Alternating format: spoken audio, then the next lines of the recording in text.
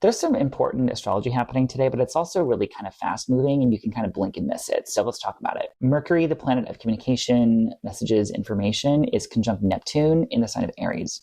Mercury Neptune aspects themselves are not really that noteworthy, but this one is noteworthy because it's the first time that they've been together in a sign since like the late 1800s. So if you're not aware, Neptune just entered Aries at the end of March, and it's going to be there for about 13, 14 years. And Neptune, any outer planet changing signs does mark a really big collective shift. Neptune can be about what we deify as a culture, what we sort of put on a pedestal, what we draw inspiration from, and is very connected to like divinity, dreams, spirituality, inspiration, and also things like delusion and fog and confusion. As a culture, switching from Neptune and Pisces to Neptune and Aries is really interesting because Neptune was in Pisces from like 2011 on, and we saw an explosion in like metaphysics and astrology and spirituality, like manifestation. Those words weren't necessarily super buzzy until then. You know, a lot more people know about Mercury retrograde and Saturn return than ever before. And at the same time, like spiritual delusion and spiritual psychosis and like twin flame cult stuff,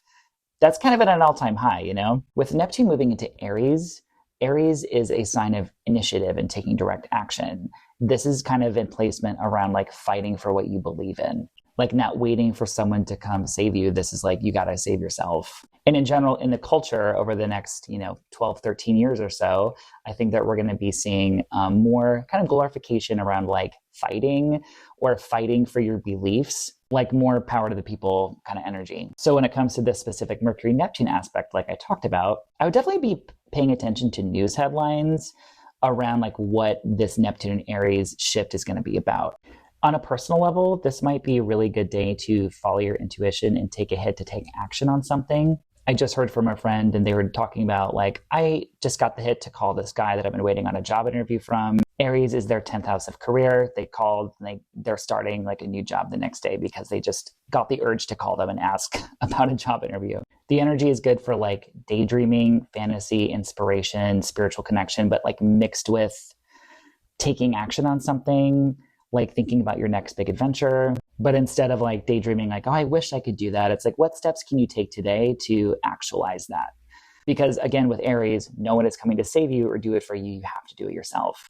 I would say also a Mercury-Neptune conjunction can be good for spiritual connection as well. And there's going to be themes around like pioneering, blazing new frontiers, which is very Aries energy, or loudly protesting and standing up for someone or for yourself or fighting for your rights. Lastly, Neptune can make Mercury feel a little retrograde. So if you're planning something, I would just be careful of like practical details like for the next day or two, because Neptune can be fog.